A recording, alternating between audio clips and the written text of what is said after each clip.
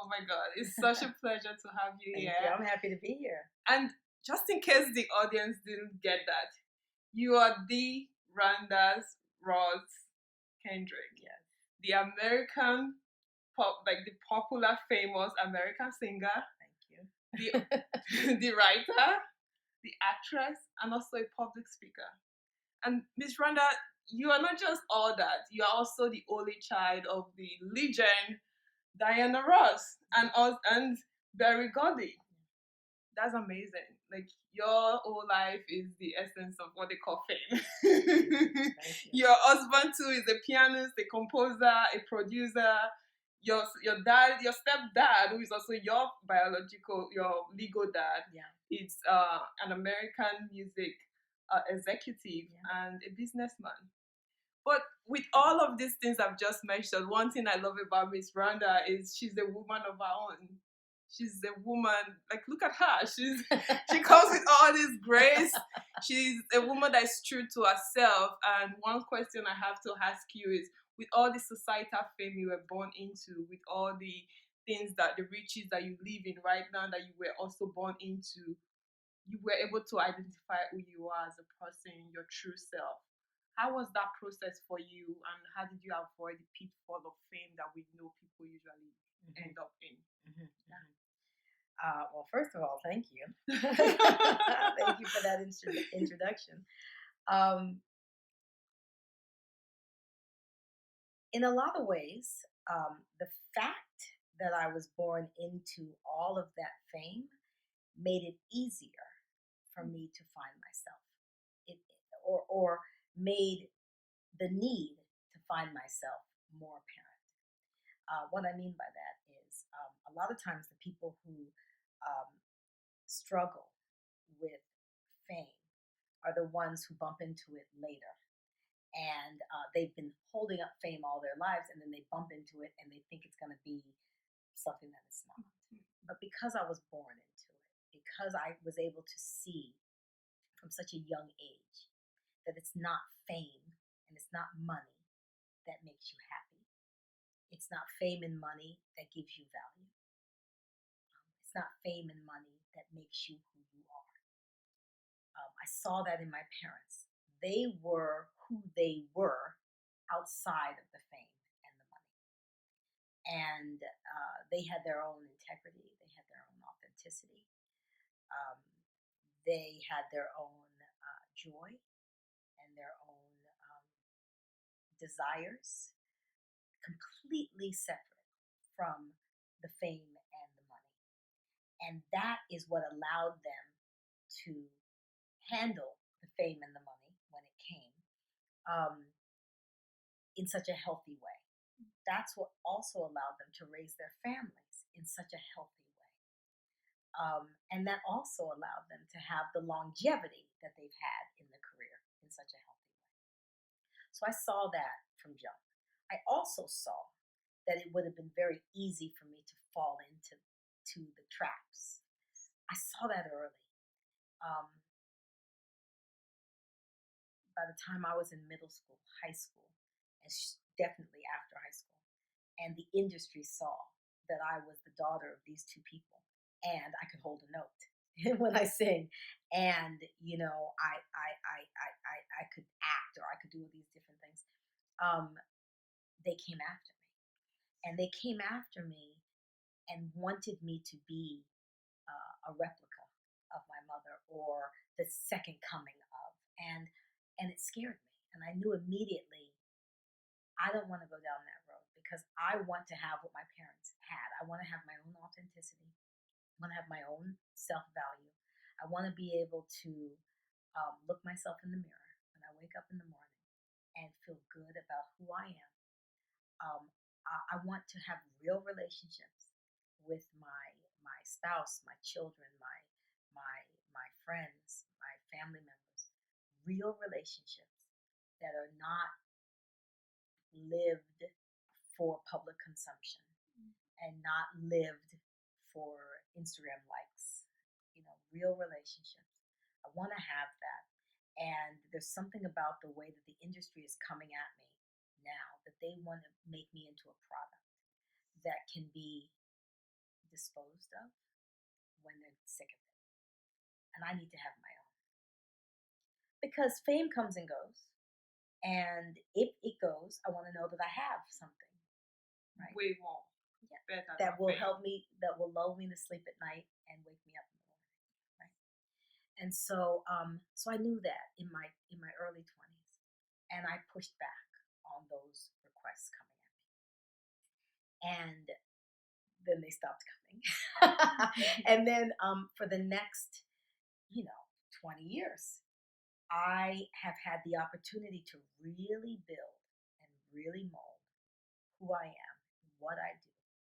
And it's not the quickest way to fame, but what it has allowed is that it's mine, it's real, it's authentic. It lulls me to sleep at night, it wakes me up in the morning. I'm proud of it.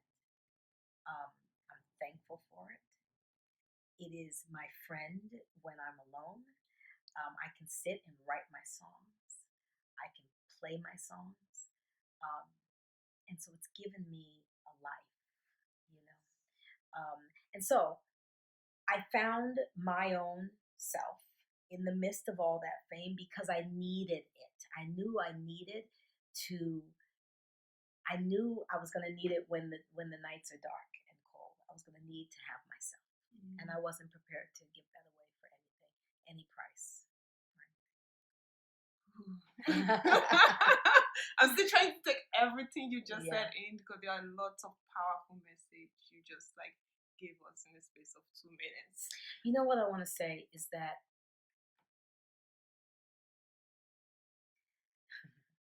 we are all that we have.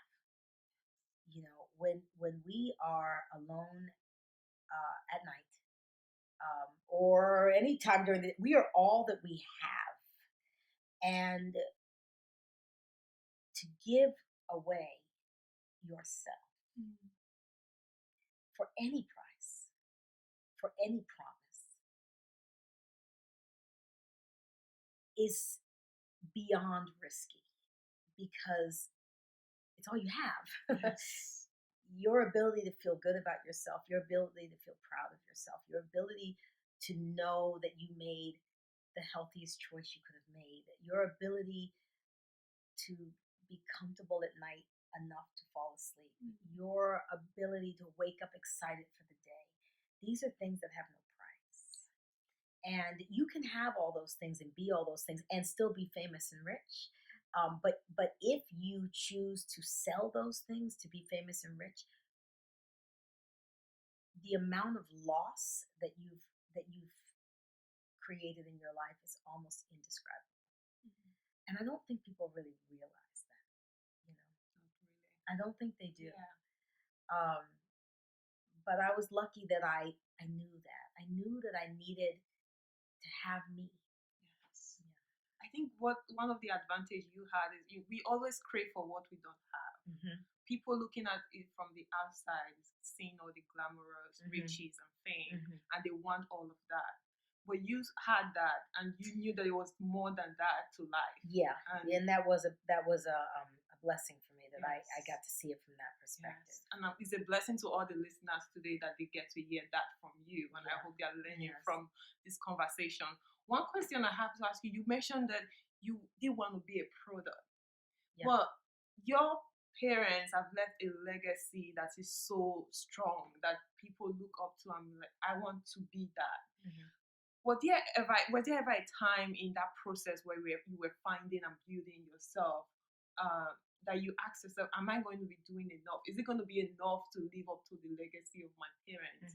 And am I doing enough to kind of be my own self and still represent the giants I'm standing upon? And if so, what kept you so grounded in that decision that you made? It's an excellent question. Most people look at my parents and they say, oh, they're amazing because they accomplished this many number one hits, or Berry Gordy accomplished building a record company and producing all of these great acts and discovering them, and Dinah Ross, was a breakthrough star, and and she did these movies, and okay, all of that is true. Yes. But that is not what I see in them, which I feel that I need to live up to. What I see in my parents are people who had a dream to do something, that they had a dream to do something that had never been done before, that they had confidence in themselves, in their own uniqueness, their own intelligence, their own talent, that they were going to stand by whether the world agreed with them or not.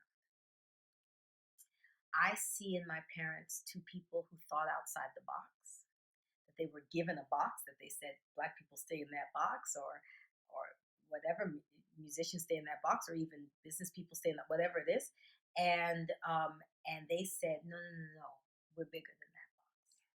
Okay, so I see that, and what they gave to me is the confidence that I can do that from wherever I stand. It's not about me having a certain amount of number one hits by a certain age, or me building a record company by a certain age, or a record company that accomplishes this, that, and the other. It's not about that. It's about me trusting my own intelligence, my own talent. It's about me having a dream, and going for it. And it's about me thinking outside the box and knowing that I'm worthy of being outside of the box that the exterior world has put me in. And as long as I'm doing that honestly and authentically, I believe that I am being worthy of their legacy. And I need to figure out, my work is to figure out how to do that in a way that's true for me.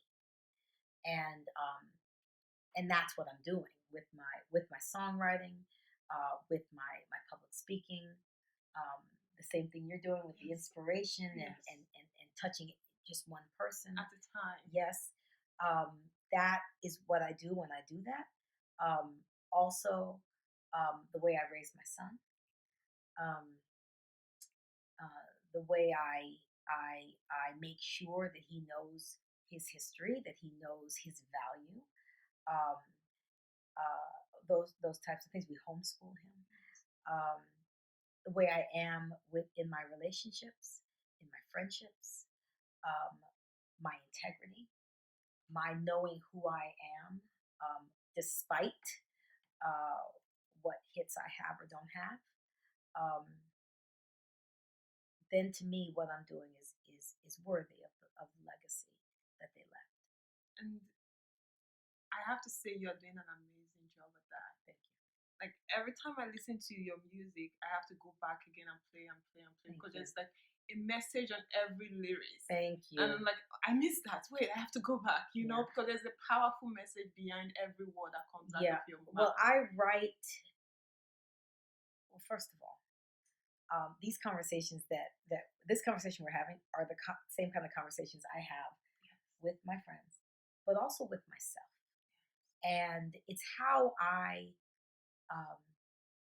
unpack and negotiate life, because life is complicated. And there's a lot of emotions, and there's a lot of details, and there's a lot of history, and there's a lot of things to untangle.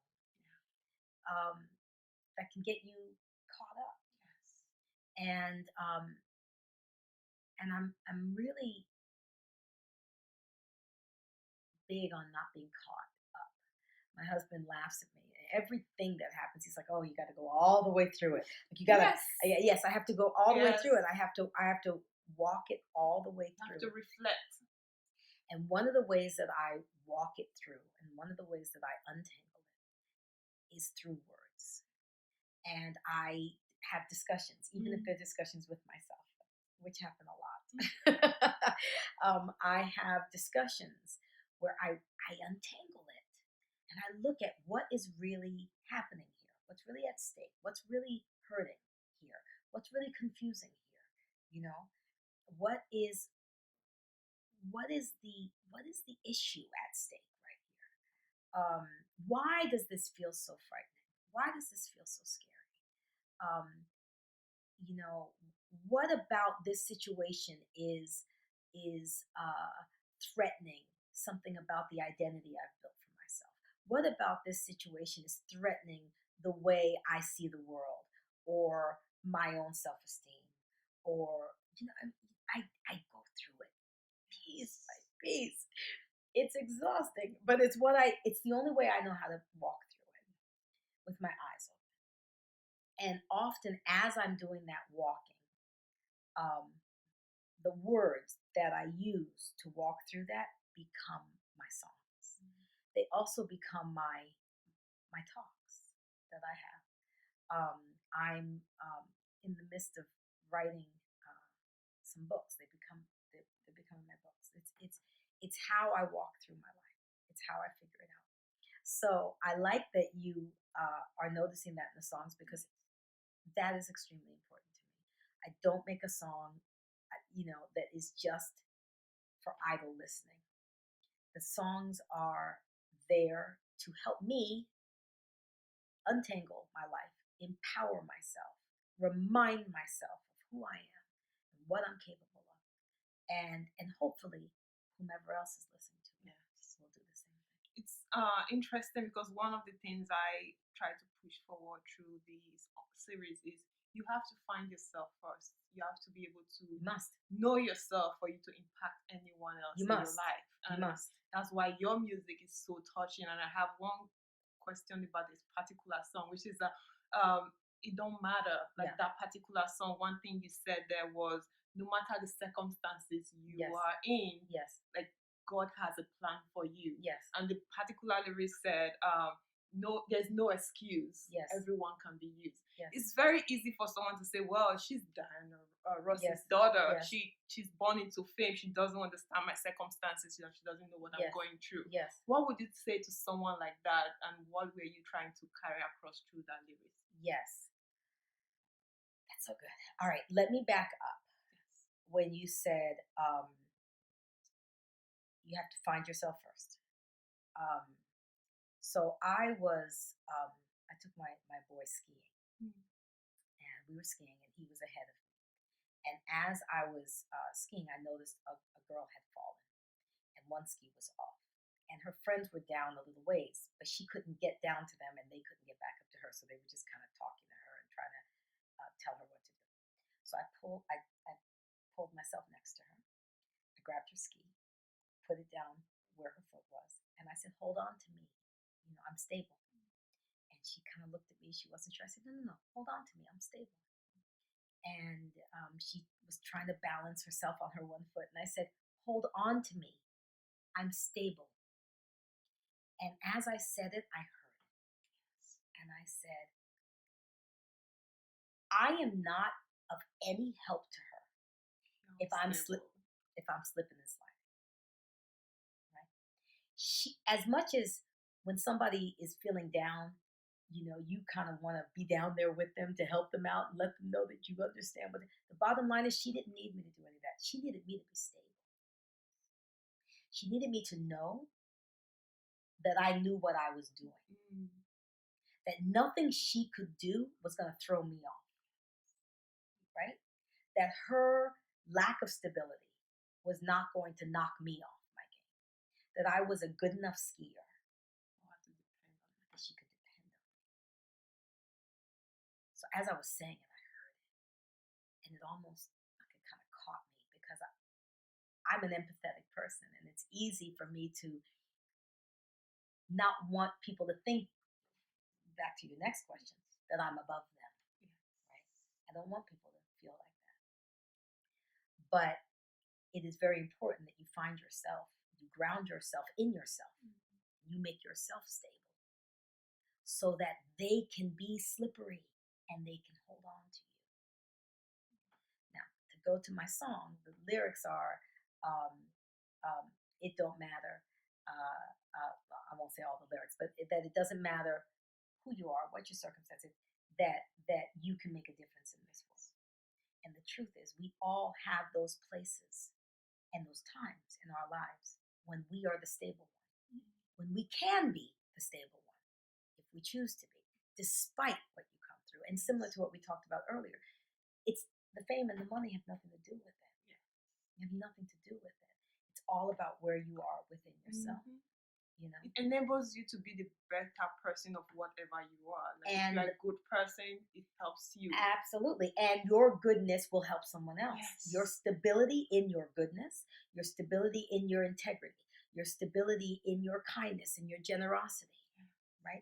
Your stability in your own confidence in yourself, what we were talking about earlier with my parents, you know. Even just you being confident will inspire somebody and give them something to hold on to, right? The lyric also goes on to say, God's got a plan for you. Just ask him what to do. Open your heart and be a trusting follower. Don't think that you're not right, because God works with every type. And I believe that. Every type, no matter where your finances are, no matter where your, quite frankly, no matter even where you are in your walk, God can work with you to inspire somebody else. You know, so that song is an important song for me too, and it's important.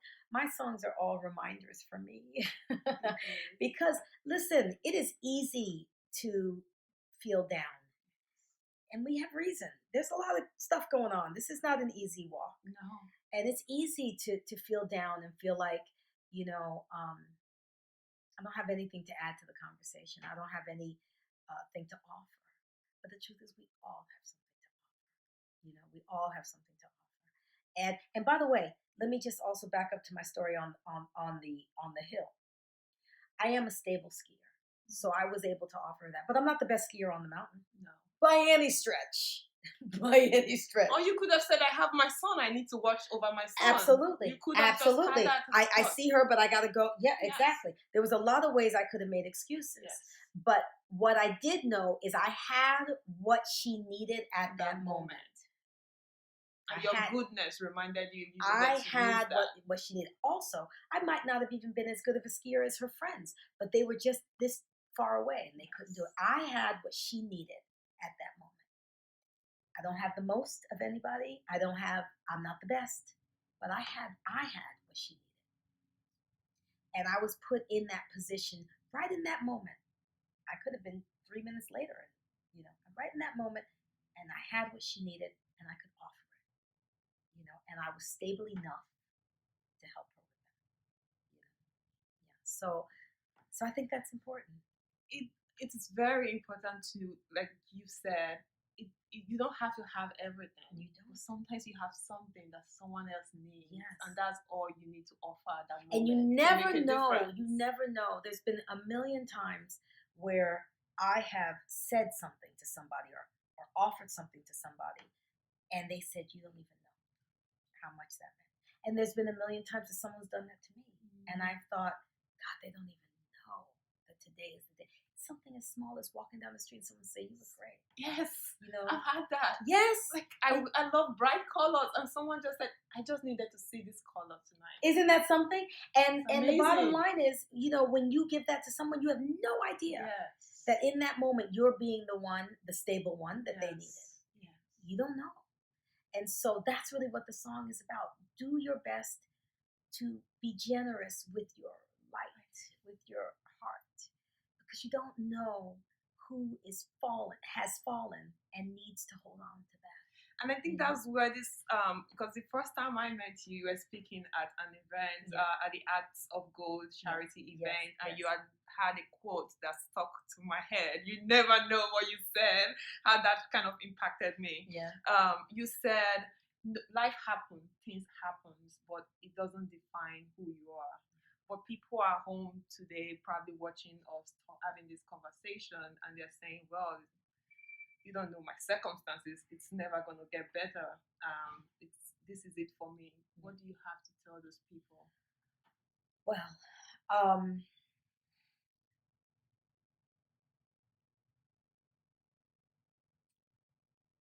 it's hard. Life can knock you down. But it doesn't define who you are. and you are able to get back up, it takes strength, and it takes time, and it takes time. And I would say if you're in that position, give yourself the time and the space and the forgiveness to give yourself the ability, the time and the space and the forgiveness to pull yourself out of it. But it's pull outable. It's pull outable. And people have done it before us.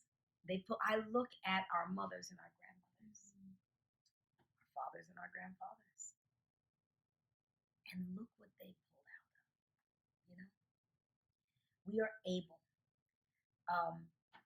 But a lot of what holds us back is thinking that somebody else has done it better than us, or has it easier than us, or got up quicker than us. And that's why I said forgive yourself, because that's a lot of the work that I do. And I work, by the way, FYI. I work at feeling good. I work at it. And a lot of the work I do is reminding myself to do things in my own time, you know, that I'm not in competition with anybody. If my heart gets broken, there's no race for me to heal it. As long as I'm doing a little bit every day, as long as I'm working towards it, it might take me 10 years longer than it took somebody else. That doesn't matter. What matters is that I'm cognizant of it. I'm paying attention to it, and I'm healing myself. Seeing your progress. And I'm healing myself, and I'm seeing my progress, even if it's that little. Right? I'm seeing my progress, and I'm taking my time, and I'm not in a race with anybody. And I think that what trips people up, whether it be social media or whatever else, they're looking at other people and thinking somebody else is doing it better. Somebody else doesn't have as much difficulty as getting up from being knocked down as they do. And it's not true. It's not true. Either they're faking it. Yes.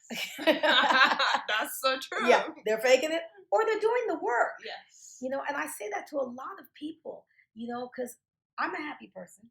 I work at being happy. I meditate. Yes. Daily. I love meditation. I meditate daily. I read my books. I'm reading The Power of Now right now by Eckhart Tolle. It's my third time reading it.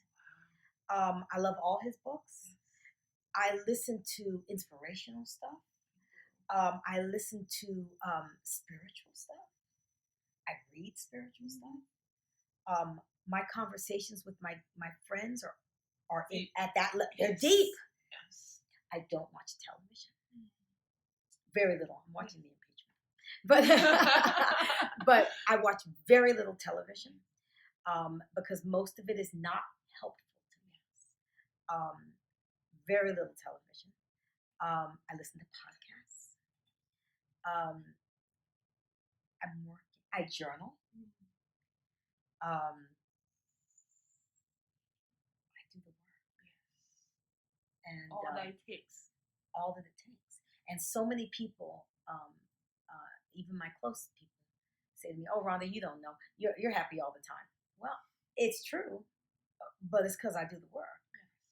And if I didn't, I wouldn't be. You know, and nobody can do that work for you. Nobody can meditate for me, as it turns out. You know, nobody can do that, and nobody can do it for you, and nobody can do it for you. And you can do it. You can do it. You can do it, and it'll make a difference. I've recently started a regular yoga practice. I've tried yoga in the past, and I do it for one day, and it's nice. And then my friend will say, "You want to come back the next day?" I'm like, "No." Commitment. Yeah, exactly. And so, but I've been dealing with some challenges, and I heard Spirit say, "Yoga." To let those emotions you're talking about, let those emotions move through your muscles, and then be released. And so I started. I just picked a place that's not far from me that I knew I could go to, and and found that they had some kind of new student deal, Mm. which was great. Yes. So I took their new student deal, and I went for like 11 days or 12 days straight. Mm. The first 10 days, hated it. Hate's a strong word. Yeah. I didn't hate it, but I you didn't like love it. Yeah. And on day 12, I said, "Oh, I get it. You see the reward. I get it. I felt the reward because I wasn't there for muscle toning. I was No. there for emotional, spiritual, For you. yeah, for psychological. It was doing something. It was integrating something for me. And in the midst of each practice, I would get the tiniest little sort of gift by the end, like a feeling of empowerment or a feeling of worthiness. Just that much. And I was like, I'll take it. And so, but my point is, that's a lot of work I just mentioned. Meditating, journaling, yoga, no TV. I eat well. I get my sleep. You know what I mean? Like there's a You're lot. conscious of your life. I'm very conscious of my life. There's a lot of things that go into me feeling well and being stable, so I can say to somebody, hold on to me. There's a lot that goes into it. It's not happenstance, and anybody can do that. Anybody can do the pieces of that. The interesting thing you said in our conversation is, when you picked yoga, you picked the one that was closer to you. Yeah. Because some people, when they want to make commitment, they make big commitment. You Uh-huh. have to figure out what are those what you will actually do. Yeah. So if you are in a state right now thinking I can't do it, think of what you can actually do. Yeah. That is better than where you are. And here's something else. Some people either can't or don't want, can't afford or whatever it is to go to a yoga studio. There's free things on YouTube. Yes. And everybody's thing is not yoga, right? Exactly. It could be Pilates or workout or whatever. And whatever makes you feel good. Exactly. There's so much free content, on YouTube and everywhere else. And so you do the thing that you'll do. Yes. You do the thing that you'll do. For me, going to the studio was helpful. I haven't quite found something on YouTube that works, that's giving me what the studio gives me. But that said, the studio has to be walking distance. Yes. And that walk even becomes part of my meditation. Yeah. I don't get in a cab or a bus or a train or whatever. I walk it. And if it's too far, I won't go. And so I found what works for me. Also, the price point worked for me. If it was too expensive, I wouldn't go. Also, I just happened to find one that it's like-minded people who are there, and that works for me. Yeah, so you look forward to seeing them. I look forward to it. So you find what works, but you find what you will do. You find what you will do. And your other song that I love so much is Nobody's Business. That's one of my favorites. Yes, I love that. I love that because there's a lyric that said, like, still little voices, like your choices is what really matters. But it's nobody's job to make you happy. You have to do that for yourself. And while I know what that song means to me, I want to hear from you what it meant, what inspired you, and what you think the listeners. I'm really encouraging to go listen to that particular song. Should take away from it. I'm trying to pull up the exact lyric you referred to. I can't do it. It's a still small No, but it's before that. Yes, it's before that. Hold on. Give me a minute. I can't remember. But the song is about growing up and thinking that I was going to find the prince of my dreams, and that was going to take away all my rainy days. Now, I have a beautiful husband, and I'm happily married. That said, he can't take away all my rainy days. It's not his job. It's not within his ability, right? So the song is about wanting that, and then realizing one day that was not going to be the case, and that nobody can do that for you. That there's only one way to this joy or peace that we're talking about. And this is what we've been talking about this whole interview. It has to do with the thoughts that you allow to circulate in your mind, and the different self-care activities that you participate in, whether it be a yoga, or whether it be journaling, or whether it be meditating, or getting your sleep, or eating well, or working out, whatever it is, or self-talk, your positive self-talk, all of those things. It is only something that you can do for yourself. And so when I wrote the song, I remember the lyric now. As time flew, a thought grew deep inside my head. A still small voice, a simple choice. And this is what it said. Ain't nobody's job to make you happy. Ain't nobody's job to pull you through. Ain't nobody born to give you sunshine. That light's inside of you. Ain't nobody gonna seek your freedom. Your heart will lead you through. You're the one to choose how you feeling. Ain't nobody's business if you do. And the song came to me because I was feeling down one day, and I was feeling down and very blamey. It's not interesting it how was everybody else's fault, but you. Yeah, it was everybody else's fault why I was feeling down, and there was this sense that somebody else was supposed to have fixed this by now. You know, somebody else was supposed to realize that I don't deserve this and fix it. And I heard Spirit say, "Ain't nobody's job to make you happy." I heard it. That's your job. It's your job. Even if it was their job, they're not capable of it. It's inside of you. They're not capable of it. You know, I just had a loss recently in my life, and my heart was broken. It was just broken. Nobody can fix that for me. There's no doctor. You understand? Yeah.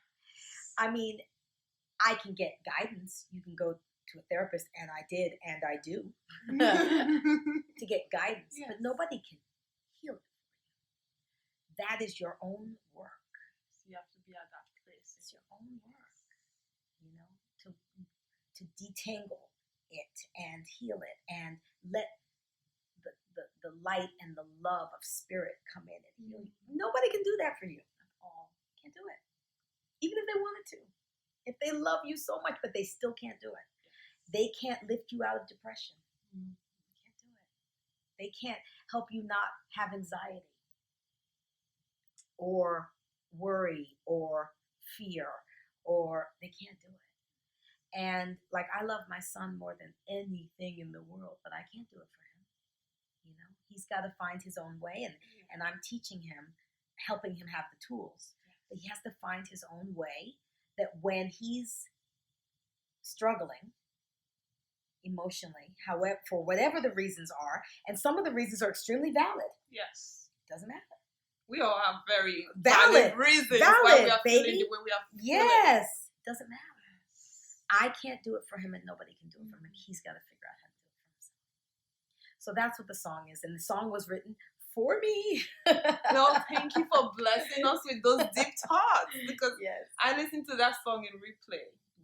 And so do I. Yeah, I do. Because it's interesting how we blame people. We expect people to fix everything happening in our life, but we have to realize we are responsible for our own life. And what I think is so interesting, it's easy for us to recognize that we blame the people close to us, our parents, our spouses, our kids, our siblings, friends. But so many of us walk through life not even realizing how much we're blaming perfect strangers, the cab driver, the traffic, you know, the government. That government don't care about you.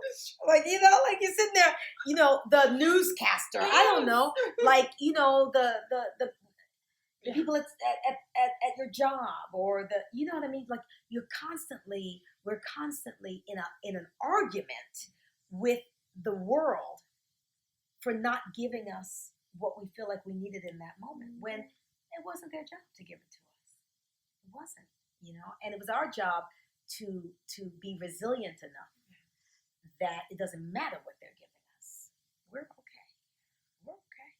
And I think this philosophy, this understanding is why you give someone the same equipment, the same ability, the same opportunity, and you give another person the same thing, and one person prospers than the other. Because it's got nothing to do with the equipment. Yes, it has to do with the willingness Absolutely. to actually achieve the goal. Absolutely. And so we as individuals have to decide that we are going to be the ones that are going to survive and thrive, and push through and make it and lift ourselves up, because we can. Yes. I feel so inspired and empowered and equipped. Yeah, me too. I love this conversation. I have to end with this because we've talked about legacy, about inspiration, about self-drive.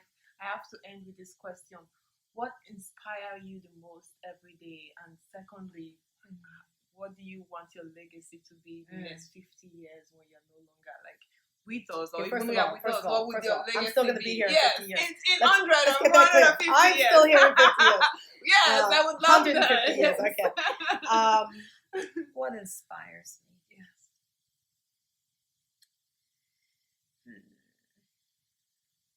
That's a really excellent question. I'm torn by the answer, actually. I feel like on one level, I want to say my son, and being, I don't even like the word role model, but being the strongest, most resilient person I can be, most authentic, most honest person I can be around him, so that he will see that and learn from that. And I think that that's my answer. And in order to be that, I have to be that. So I can't fake that, right? So I have to do the work on me, so I can be that, so he can see it. I'm very clear that children don't do what you say; they copy what you are. And so I have to be it. It's my work to be it. And it doesn't mean every day is full of sunshine. It means some days I'm crying. It means some days it's hard. But I can let him see that even in the midst of that, I am doing everything I can to heal myself and bring myself up and start again, start again. And so I would say he's my biggest inspiration. And me uplifting myself so that he has that to see is my biggest inspiration. And legacy. In 150 years, when I'm not here anymore, I would say that's probably it too. That I honestly and authentically and openly climb to the mountain. Not perfectly, but honestly and openly. That I climbed it, I let everybody see me climb it. I climbed it the best I could, and maybe there was something about the way that I climbed that allowed you to hold on to me.